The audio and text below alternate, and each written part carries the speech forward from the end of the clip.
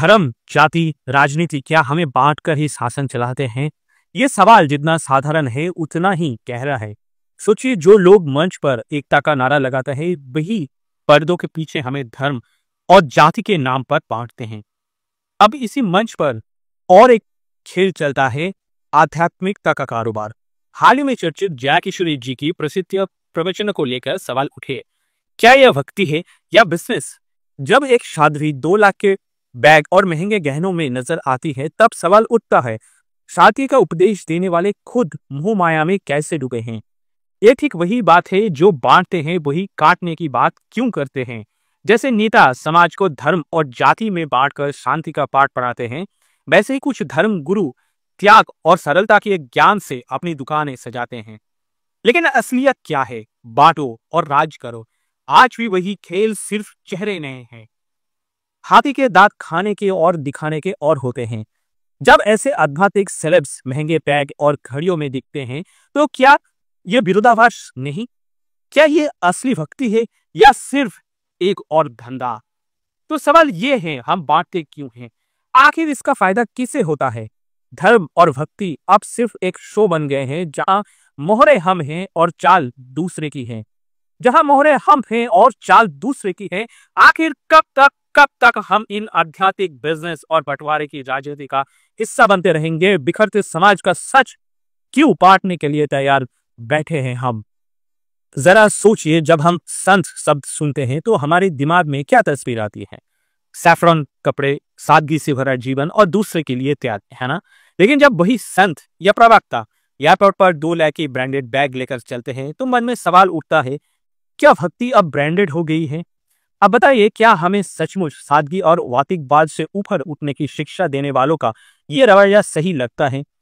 कि ये वो संदेह है, क्या संदेश देना चाहता है जो हमें ये लोग देना चाहता है?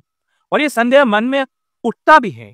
जय किशोरी जी जो हमेशा त्याग और सादगी की बात करती हैं, उनके एक महंगे बैग ने सोशल मीडिया पर आग लगा दी। लोग कह रहे हैं, गाय की पूजा की बात करने वाली जय किशोरी एक ब्रांडेड बैग यूज कर रही है जो गाय की चमड़ी का उपयोग करते हैं। तो क्या ये रवैया सही है? क्या ये एक प्रकार का विरोधाभास नहीं है? अब सवाल उठता है, क्या धर्म आज एक बिजनेस बन चुका है?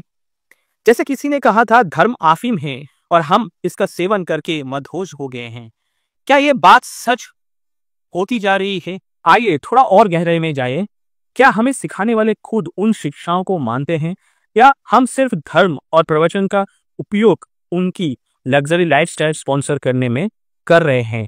याद रखिए, जिसने त्याग किया वही भगवान है। जिसने त्याग किया वही भगवान है। पर अब प्यार का शब्द ब्रांडेड बैग और गाड़ियों में खो जाए तो क्या भगवान भी हमारी आंखों से उलझ हो जाएंगे? सोचिए, जवाब दीजिए। और अगली बार किसी के प्रवचन पर बैठें तो एक सवाल खुद से पूछे, क्या यह भक्ति है या ब्रांडिंग? क्या आपने कभी सोचा है कि एक साधु का असली मतलब क्या होता है? हम सोचते हैं साधु वो होता है जो जीवन से सभी मोह माया त्याग कर चुके हैं। लेकिन अब अगर वो साधु रील बनाने लगे तो क्या होता है? क्या अब उसे हम संत कह सकते हैं? आजकल के कुछ तथाकथित साधु अपनी रील्स और वीडियो के लिए पहचाने जाते हैं। अब जब तक वो साधु थे तब तक हमें उनकी बातें, उनका त्याग, सब कुछ बहुत प्रेरणादायक लगता था। लेकिन जैसे ही उनका ध्यान रील्स पर गया, त्याग, योगी और साधु का मतलब बदल गया। क्या ये वही साधु है जिनकी बातों में हमने कभी जीवन की सच्चाई देखी थी? जब तक साधु थे तब तक योगी थे। जब से रील्स बनाने लगे तब सन्यासी कहाँ गए? क्या वो भूल गए? अब क्या हम वही देख रहे हैं? क्या हम भक्ति को शो बनाने का दौर में पहुंच गए हैं? क्या धर्म अब सिर्फ फॉलोअर्स और लाइक्स के लिए है? सोचिए, अगर एक साधु ही अपनी साधना को सोशल मीडिया पर परोसने लगे तो क्या हमें उसकी सच्चाई पर विश्वास रह जाएगा? क्या हम अब सिर्फ दिखावा देख रहे हैं या फिर कहीं ना कहीं हमें यह जानने की जरूरत है कि सच क्या है? इस बदलाव को लेकर क्या आप नहीं सोचते? क्या अब धर्म और शक्ति सिर्फ फैशन, ड्रामा और ट्रेंड बन गए हैं? अगर हाँ, तो क्या हमें यह सही मानना चाहिए? कभी सोचा है कि जो लोग हमें सादगी, त्याग और ईमानदारी का पाठ पढ़ाते हैं, क्या खुद वो ईमानदार हैं? खुद भी क्या उन बातों पर चलते हैं? कहते हैं ना, बोलना आसान है पर करना मुश्किल। और आज वही सवाल हमारे सामने है, क्या हमारी कथनी और करनी एक जैसी होती है? अब मान लीजिए कोई आपको कहे कि सादा जीवन जिए, मोह माया छोड़े, लेकिन वही शख्स जब खुद महंगे बेड, आलीशान घर और लग्जरी गाड़ियों के बीच दिखे तो आपको कैसा लगेगा? क्या आप भी सोचते हैं भाई ये सिखा क्या रहा है और खुद कर क्या रही है? ऐसे में सवाल उठता है, क्या ये दिखावा है या फिर हम ही इतने भूले हैं कि किसी की कथनी को उनकी करनी समझ बैठते हैं? हमारे बड़ों ने हमसे कहा था, जो उपदेश दूसरे को देते हैं पहले खुद को उस पर अमल करना चाहिए। लेकिन आजकल उपदेश तो मुफ्त में मिलते हैं और अमल की बात या उनकी जो कीमत कोई नहीं चुकाना चाहता। सोचिए, जब एक साधु त्याग की बात करे और खुद ब्रांडेड घड़ी, iPhone, Dior bag, luxury item तो ये सब पहने टिक जाए, तो हम क्या सीखे? जब एक नेता ईमानदारी की कस्में खाए और खुद भ्रष्टाचार में डूब गए, तो भरोसा किस पर करें?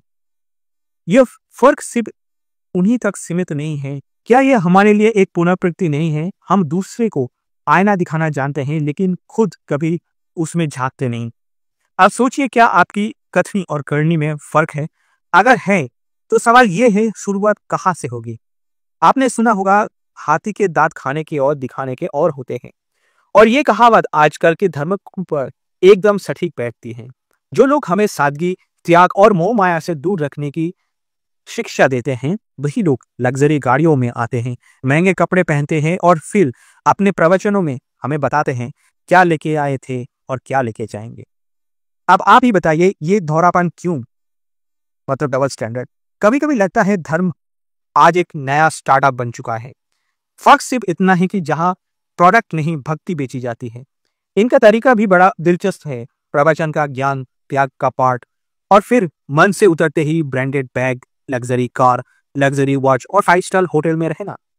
सोचिए, एक तरफ हम पेट्रोल के पैसे बचाने के लिए स्कूटर से ऑफिस भागते हैं और दूसरी तरफ वही संत 15 लाख की फीस लेकर एयर कंडीशन ऑडिटोरियम में त्याग की बात करते हैं।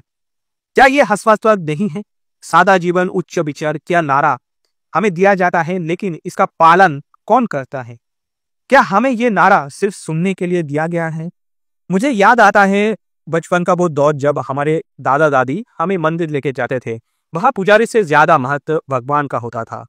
लेकिन आज के दौर में भगवान से ज्यादा फोकस प्रवचन देने वाले सेलेब्स पर है। धर्म अब भक्ति नहीं बल्कि एक शो बन गया है। अब सवाल यह है, क्या इन लोगों को सच में भक्ति से कुछ फर्क पड़ता भी है, या फिर ये सब शो ऑफ बिजनेस में है? क्योंकि जो प्रवचन देने वाले खुद कहते हैं त्याग करो, वो खुद 2 लाख के bag, Rolex watch, Lamborghini car में कैसे दिखते हैं? क्या ये मोह माया नहीं है? ये पाखंडता क्यों? क्या वाकई धर्म बेचने का धंधा इतना मुनाफादार हो चुका है कि लोग इसे कमाई का जरिया बना चुके हैं? धर्म आफरीन है, ये वाक्य तो आपने सुना होगा। आज लगता है कि हमें सच में धर्म की आड़ में बेवकूफ बनाए जा रहे हैं, क्योंकि भक्ति अब दिल से नहीं पॉकेट से अंकी जाती है। क्या यह हमारा दोष नहीं है? जब हम खुद इन बड़े बड़े प्रवचन के टिकट खरीदते हैं, तब हम भी उस धर्म के बिजनेस को बढ़ावा देते हैं। सोचिए, हमें ज्ञान देने वाले खुद इस ज्ञान पर चलते क्यों नहीं हैं? क्यों उन्हें भक्ति का असली मतलब नहीं पता, या फिर वो जानते हैं कि जनता भावनाओं में बहकर सब मान लेगी? आंखें खोलना जरूरी है, अंधभक्ति से बाहर आना चाहिए, यह कहना जरूरी है, क्योंकि भगवान वहां है जहां श्रद्धा सच्ची है, न कि वहां जहां फीस के बिना भक्ति का ज्ञान भी नहीं मिलता। तो अगली बार जब आप किसी ऐसे महंगे प्रवचनों में जाएं या जाने की सोचे, तो एक सवाल खुद से पूछिए, क्या यह भक्ति है या बिजनेस? क्योंकि असली भक्ति तो हमारे दिल में है, ना कि किसी की लैम्बोर्गिनी गाड़ी या 2 लाख के बैग में। सोचिए, क्योंकि सवाल तो जरूरी है। कभी आपने सोचा है कि समाज में बंटवारा किसने शुरू किया? कौन हमें धर्म, जाति, भाषा या विचारधारा के नाम पर बांटता है? और सबसे बड़ी बात, हम खुद क्यों इतनी आसानी से बढ़ जाते हैं? हाल ही में एक नेता ने बयान दिया, बांटेंगे तो कटेंगे। बात बिल्कुल सही है। अगर हम आपस में बढ़ जाए तो कमजोर तो होंगे ही, लेकिन सवाल यह है, बांटने वाला कौन है? कौन हमें अपने ही भाई से लड़वा रहे हैं? क्या ये वही लोग नहीं है जो मंच से एकता की बातें करते हैं और पर्दे के पीछे हमें बांटने की स्क्रिप्ट लिखते हैं, कभी धर्म के नाम पर, कभी जाति के नाम पर, तो कभी राजनीति के नाम पर। किसने हमें यह सिखाया? असल में समाज को बांटना सबसे आसान काम है। एक छोटी सी चिंगारी दो और दोस्त को दुश्मन बनाना ये बहुत ही इजी है। लेकिन इस चिंगारी को लगाता कौन है? हम और वो का नारा क्यों लगता है? क्यों हमें ये बार बार याद दिलाया जाता है कि हम अलग हैं? कभी सोचा है हम कब से इतने कमजोर हो गए कि दूसरे हमें अपनी उंगलियों पर नचाने लगे? ये जो बांटो और राज करो की फॉर्मूला है, ये नया नहीं है। अंग्रेजों ने इसे आजमाया और सैकड़ों साल तक हम पर हुकूमत की। आज भी वही फॉर्मूला चल रहा है, बस चेहरे बदल गए हैं और हम आज भी नाच रहे हैं। मजे की बात यह है कि बांटने वाले ही काटने की दुहाई देते हैं। मंच पर खड़े होकर कहते हैं बांटेंगे तो कटेंगे। वाह! शायर भी खुद, कहानीकार भी खुद और दर्शक भी खुद। तो सवाल यह है, क्या हमें अब भी ये खेल समझ नहीं आता? खुद से पूछिए, हम किसके लिए बांट रहे हैं और क्यों? आखिर इस बंटवारे का फायदा किसे हो रहा है? कबीर दास ने कहा था, जाति ना पूछे साधु की, पूछ लीजिए ज्ञान, मोल करो तलवार का, पढ़ा रहना दो मान। तो दोस्तों, वक्त आ गया है कि हम बांटने की इस राजनीति को पहचाने, वरना काटने की बारी हमारी होगी। सोचिए, क्योंकि सवाल करना जरूरी है। हमें कौन बांट रहा है और क्यों? दोस्तों, कभी सोचा है भक्ति की कीमत क्या है? आजकल भक्ति दिल से नहीं, पॉकेट से अंकी जाती है। प्रवचन सुनने वाले भक्त गरीब, लेकिन प्रवचन देने वाले करोड़ों के मालिक। इसे कैसे भक्ति है? त्याग का ज्ञान देने वाला खुद त्याग से कोसों दूर है। सोचिए, सच कहाँ छुपा है? कभी सोचा है भक्ति और बिजनेस में अब फर्क क्या बचा है? प्रवचन देने वाले 2 लाख के बैग, महंगे गाड़ी और लाखों की फीस लेते हैं और सुनने वाले अपनी मोटरसाइकिल पर पेट्रोल भर कर आते हैं। क्या यह भक्ति है या बाजार? त्याग का पाठ पढ़ाने वाले खुद मोह माया में क्यों डूबे हैं? सोचिए, भक्ति बेशक कब से हो गई? With this note, let's wrap up this video for today. Thank you guys for watching this video till the end. आपसे मुलाकात होगा नेक्स्ट वीडियो पे। Till then, bye bye. रुमाल में बाम लगा लेते विक्स, रुमाल बाम। अब वो बाम लगा के ऐसे, अच्छा तो जब वनवास की कथा आती है तो रोना पड़ता है, अब आंसू निकलती नहीं। अब भक्तों को कैसे पता लगेगा कि वनवास में राम जी जा रहे तो व्यास जी दुखी है? तो क्या करते हैं, उनने बाम लगाई।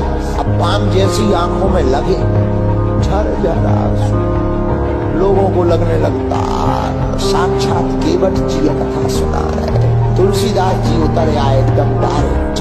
ऐसा बताना नहीं चाहिए अपने ठीक है, लेकिन हम बता देते हैं।